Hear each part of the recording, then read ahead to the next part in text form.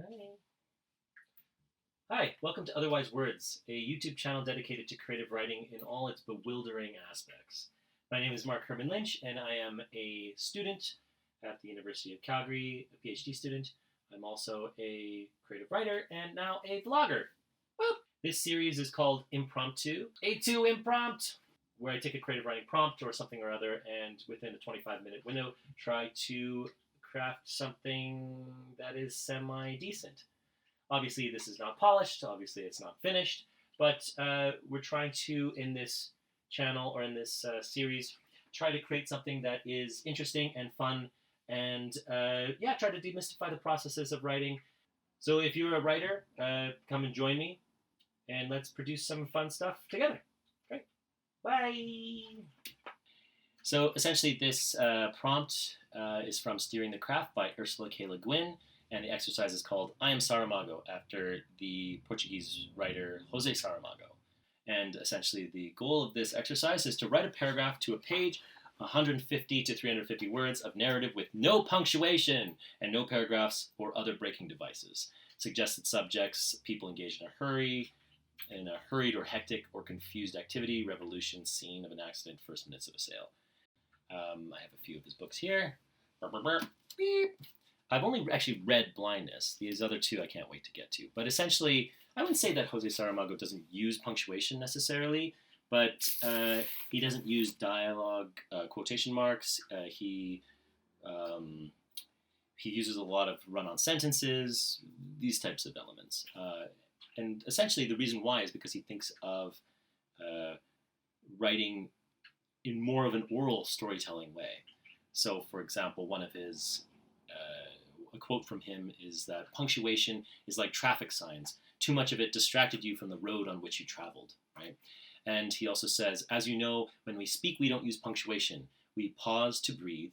And even, as I say in my books, the only two punctuation marks are the full stop or period in American English, and the comma are not punctuation marks. They are a pause, a brief pause, and a long pause.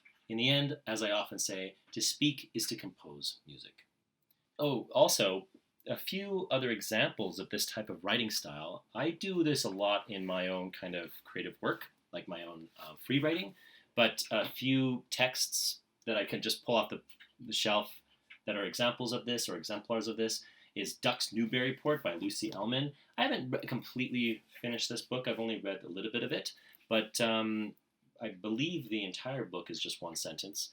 It doesn't really use periods, and it's written in an anaphoric construction. That's hard to say. Where essentially it just repeats the same phrase over and over and over again. There's also The Unnameable by Samuel Beckett. The entire book isn't like this, but there's a large section that is just completely goes without periods or full stops. And then there's also Vanessa Place's Dies, a Sentence. Vanessa Place has fallen into some disrepute recently, but this is actually still quite a beautiful book. Right? So we might as well just get started then. Okay. Oh, cat. Okay. Just going to steel myself for this. And let us... Okay, so let us start. Timer starts now.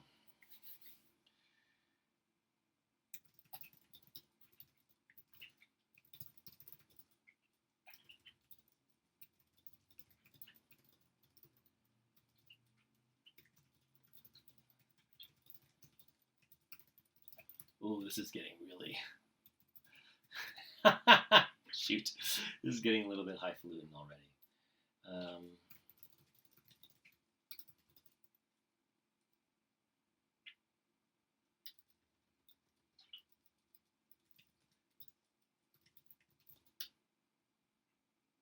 Oh, God, I don't know what to do. Oh, let's do no capitalization.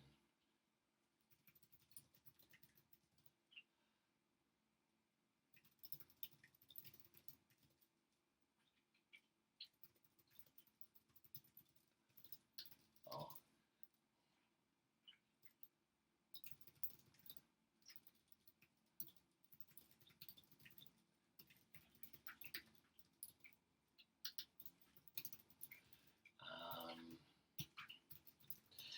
When I'm with your friends, she says, all you talk about is stupid politics. I thought for sure that maybe you would be concerned.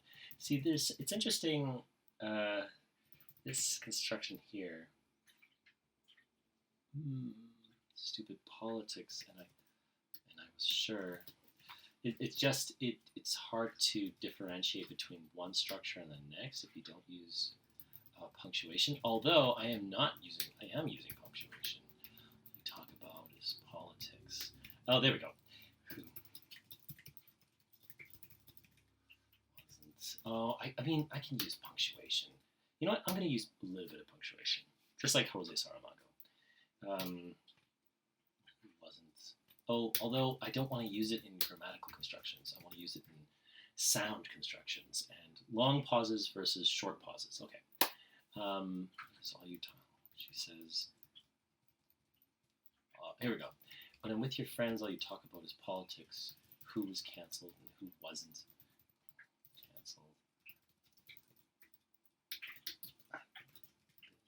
Don't think that's creativity. And I was sure I was listening to her.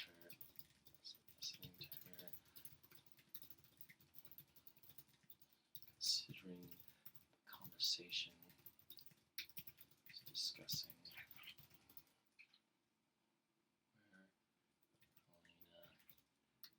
Jay and I. Oh, Jay. You know what? I'm going to use commas for. I'm even going to use the Oxford comma. I like the Oxford comma. So I'm not going to completely be doing this perfectly as Ursula K. Guin. I really got to stop. I just really got to just focus. I was sure that I was listening to her, but at the same time, I was considering the conversation she was discussing. She was mentioning which Elena, Jay, and I were talking about J.K. Rowling, and you know what? I'm going to capitalize the I's, but no other capitalization, other than proper nouns, maybe. And we're talking about J.K. Rowling and the moment.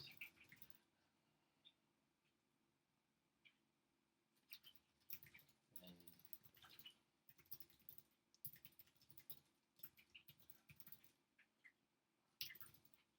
turf and a muggle. Calling J.K. Rowling a muggle. She was called a turf and a muggle. Slowly glanced over at Jay.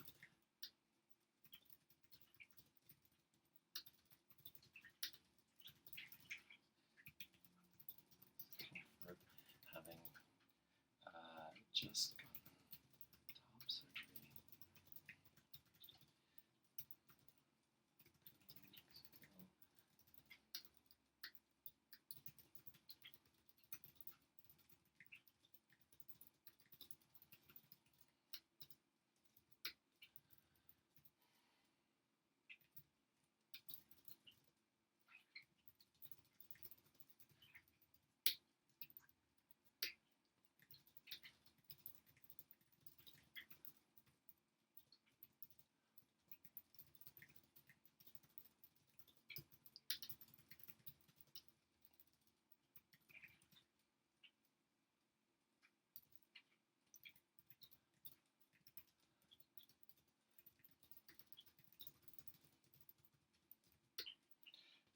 The push for pure bloods, which was obviously some sort of I don't know why J.K. Rowling is coming up here.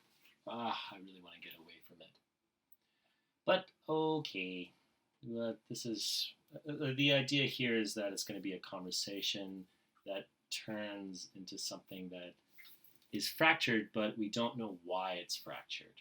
Or no, we know why it's fractured, but the people who are involved in that conversation don't know why it's fractured. That's kind of where I'm going with this. Let's see if I can actually accomplish this. So far, there's a lot of talk about J.K. Rowling, and I don't really want to do that. Talking about J.K. Rowling, she's called a turf and a muggle and all that. see if he was feeling discomfort having just gotten top surgery 3 weeks ago. And what was it about J.K. Rowling that made people so comfortable? Elena asked. Was it push for purebloods, which was obviously some sort of metaphor for the Holocaust?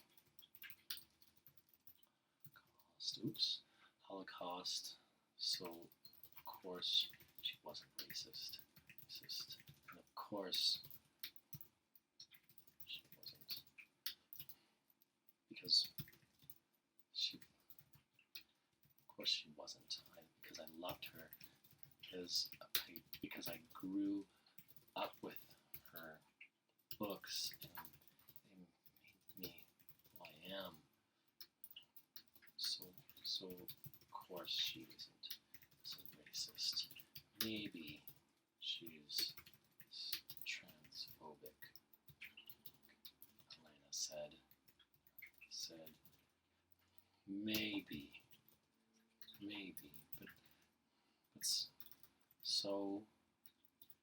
but so what if she is? Why? Is it so wrong for people to have an opinion? And at that moment,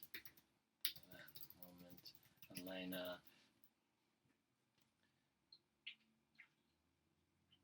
again did a side eye, and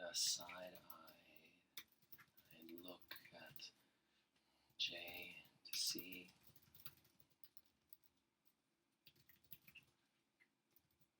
she was getting through, or whether or not she was being a bitch. Ooh.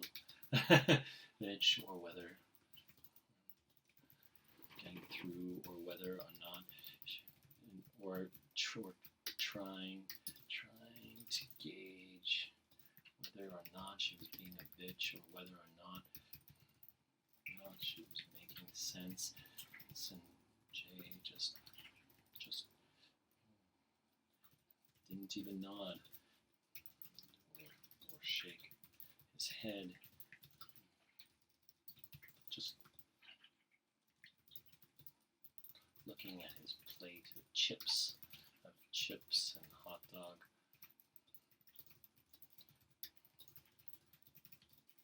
His chips and hamburger.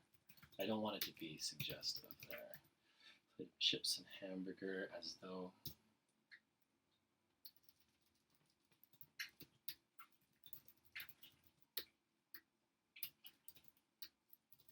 and I remember that you were sitting there. I remember that you were sitting there just watching, partly hungover, so you hadn't said much of anything the entire time at the barbecue. The entire time just stuffed your face, barbecue. So when you found yourself, when I found you at night, patting the wall, the corner wall, going to sleep, night-walking, sleepwalking. You're patting the corner wall in your sleep.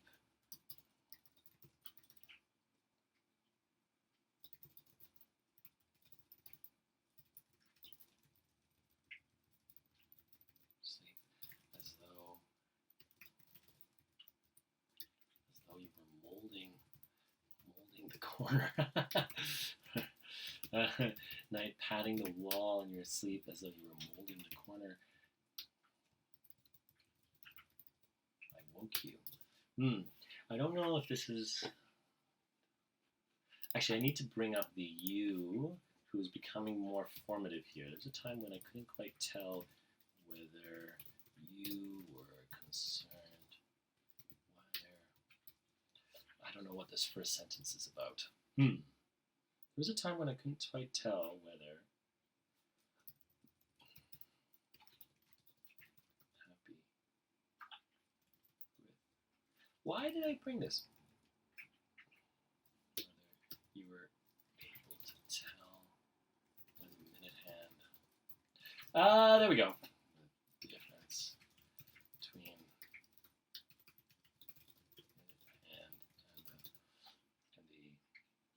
the difference between the minute hand and the minute and the hour hand. There we go. That's a much more concise way of putting it. And when I'm with your friends, all you talk about is politics. Who's canceled and who wasn't? You say, you said. And keep talking about how you really. And you keep talking and talking.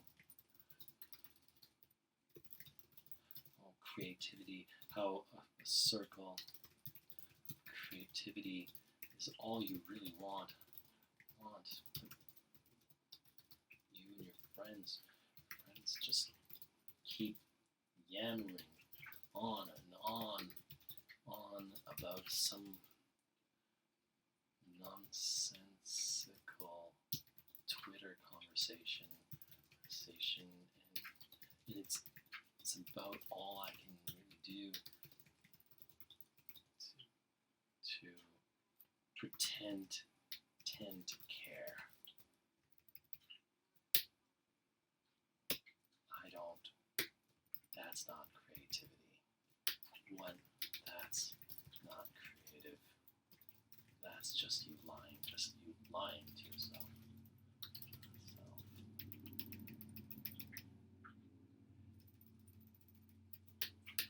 And while I was listening to her, I couldn't help but imagine. There we go. I think this is better.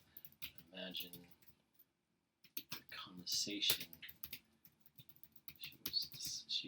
she was alluding to. There we go. Alluding to where Elena J. and I were talking to where Elena J. and I were talking. Oh, I don't know. I don't want this to be about.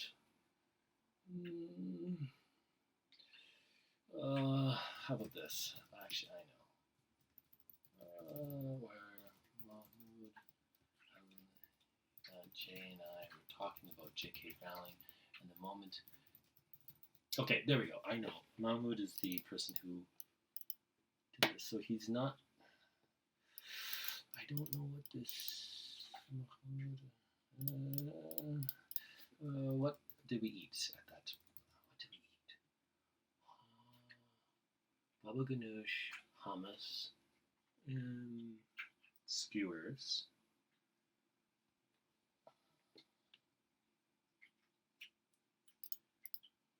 Okay, yeah, there we go.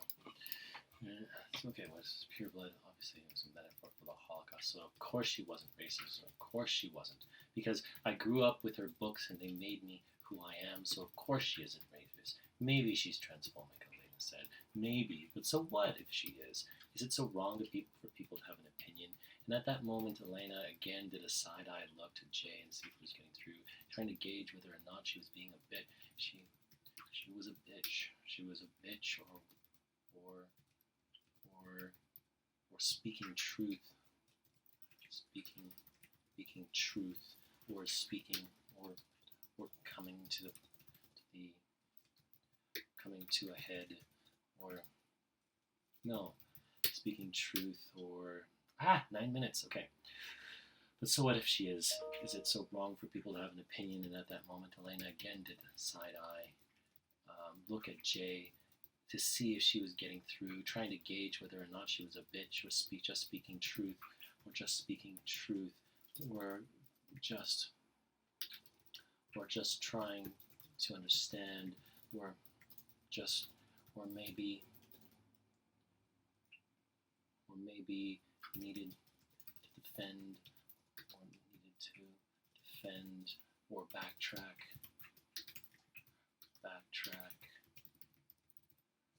But Jay didn't even nod or shake his head, but just sat there looking at his plate of baba ganoush.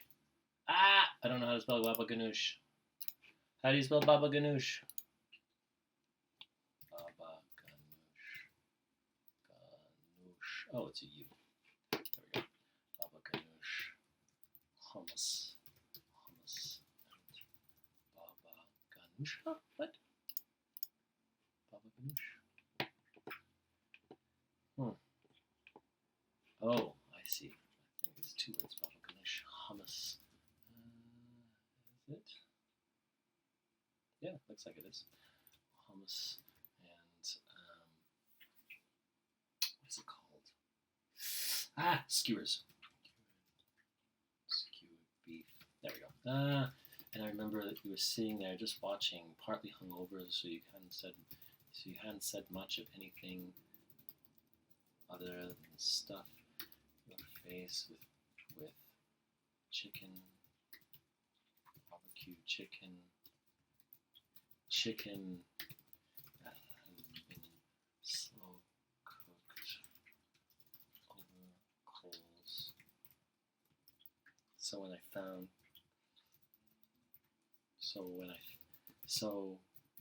found you that night patting the wall in your sleep as though you were molding the corner wall, I woke you despite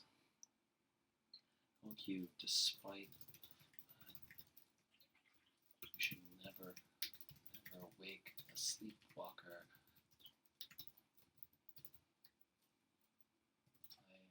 I had a little bit, because I felt a little bit of, I don't know, of not frustration or anger, maybe resentment.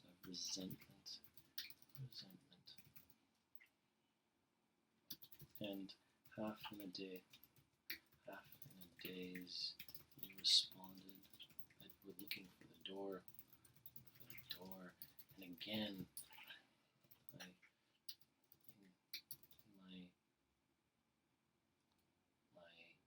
frustration, I pointed at the front door that led out into the street. Oh, obviously the front door leads out in the street. Pointed at the door that would lead you out into the street. The street at 3 a.m. The 3 a.m. street. Ooh, the 3 a.m. street. The 3 a.m. bruised. Oh, there we go. Bruised 3 a.m. street. 5 minutes. Okay. I just need to finish that. Finish this. Okay. You pointed to lead you to the bruised 3 a.m. street and what?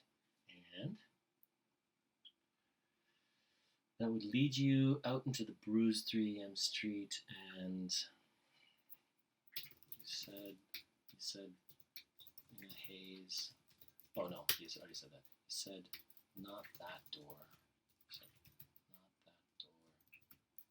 The door to my train of thought. I'm so embarrassed. I've lost the door to my train of thought. And I remembered how you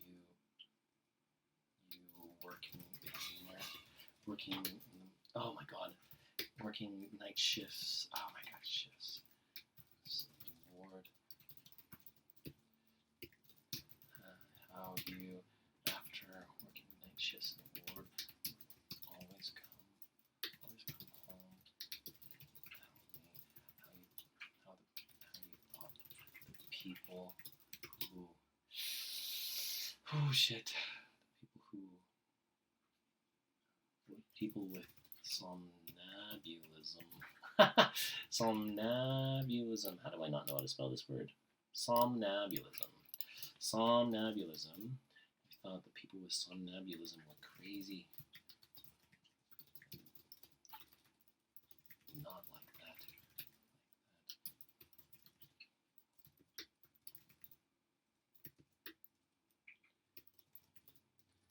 Never be like that.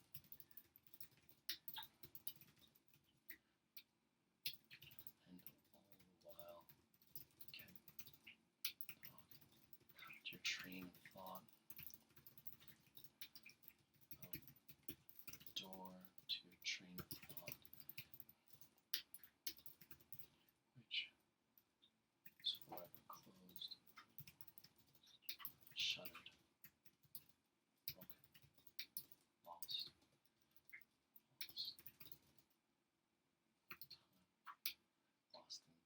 lost in space, in memory. Ooh, okay, perfect. So that's okay. Now I have about 2 minutes and 44 seconds to edit this. There was a time. No. Oh my God, there was a time.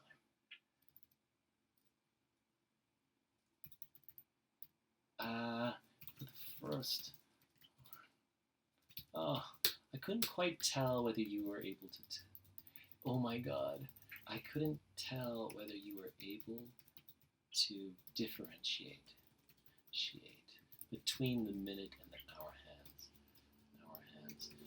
Here we go. Oh shoot! Sometimes you told.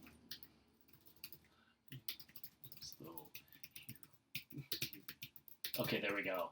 Couldn't differentiate between the minute and the hour hand. When I'm with your friends, all you talk about is politics. Who's counts? Who wasn't? You said. When I'm with you, told is the tense correct here? Yeah. You said, and you keep talking and talking about how a circle. You said, and you and your friends talking and talking about a circle of creativity is all you really. How a circle, how a community, a creative community is all you really want, but you just keep yammering on about. Okay, there we go. No. But you just keep yammering on and on about some nonsensical Twitter conversation, and it's about all I can really do to pretend to care. That's not creative. That's just you lying to yourself. You're not an artist. You are not. You are as much of an artist as I am. And while I was listening to her, I couldn't help but imagine the conversation she was alluding to, where Mahmoud, Elena, Jay, and I were talking about J.K. Rowling in the moment when Mahmoud calls her a turf and a muggle, and Elena slowly glanced up at Jay to see if he was feeling discomfort, having just gotten top surgery. And a muggle, and I slowly glanced over at Jay to see if he was feeling discomfort, having. And what was it about J.K. Rowling that made people so uncomfortable? Elena asked. Was it the push for purebloods, which was obviously some sort of metaphor for the Holocaust? So of course, oh no, I'm running out of time. I gotta really start editing this earlier. Maybe she's transphobic, Elena said. Maybe, so what if she is? Well, that is the timer. Well, that's okay. Just to give you some of my thoughts here. When I started it, I wasn't quite sure how to start, so I just wrote whatever I could. And then actually, I actually really like how the first sentence came out. That was a sort of nice surprise. But as I was going, the lack of punctuation, it was actually difficult to get over at the beginning, right? I had a tendency to kind of throw in punctuation as much as I can, and I put a lot of commas in there just to kind of differentiate clauses, and also to identify when somebody's speaking. I think it's still pretty. It's actually quite. I think it's pretty intelligible. Not much like, for example, Jose Saramago. I'm not comparing myself to Jose Saramago, but much like, for example, Jose Saramago's book is not difficult to read, particularly Blindness, even though the punctuation is is minimal, right? So yeah, there's that. The story became a sort of amalgamation of different pieces, right? With a you and an I that were kind of like maybe coupling. I'm not sure. They were maybe in a couple. But then going back to a conversation that the I remembers, the first person I remembers, that was looking at J.K. Rowling in a sort of strange insensitivity around that conversation and that topic, right? And then ended with a really beautiful, I think, a very interesting, beautiful moment. Particularly the character moment that I'm very interested in is this moment of the resentment, or the resentful way the first person narrator actually almost points the person to the door in order to kind of like let them leave in their sleepwalking state, right? I think that's very that's one of those moments of character detail or idiosyncrasy that I really, really appreciate in writing. So I'm glad I got that. And also this whole idea with the train of thought and the door to the train of thought, I think that's really neat as well. I kind of, yeah. So yeah, so this process, this prompt is actually a really good one to kind of just let you get into rhythm, I find. It's also great for allowing you to emancipate yourself from the structures of grammar, right? I think that it is a little bit emancipatory to kind of do this, and that's why I always free write like this. It feels much more fluid, and it feels like there's stuff happening, even though I don't think that there's actually that much stuff happening. I didn't really take Ursula K. Le Guin's example here of people engaged in a hurried or hectic or confused activity. Rather, I allowed it to be fragmented. I pushed towards more fragmentation rather than some kind of revolution, right? I don't think it necessarily needs to be revolution in order to kind of be interesting. But nevertheless, those are my thoughts on the prompt. Yeah, pretty interesting. I think I'll do that one again, probably. And then maybe move towards more of an engaged or hurried or hectic, confused activity, right? So anyway, thanks so much for watching. Probably do a little bit of a recap, but anyway, thanks again so much for watching, and see you next time. Bye-bye! So this is the final product that I managed to get after 25 minutes. You'll notice actually there are a lot of problems with tense. I really did not recognize that I was jumping between so many different moments in time. And so actually, when I changed it and edited it, I cut it down and made sure the tense was accurate, or not accurate, but consistent, so that the majority of the piece was in present tense, but then the memories are in the past tense. I think it's still not quite perfect, but I like I like this new version a little better. You can pause it and read it if you like. One of the reasons why I like it better is because it's a little simpler. One, and two, it's shorter and more direct. It also keeps a lot of flow, and there's a lot of tension in it. So, or at least I hope there's a lot of tension in it.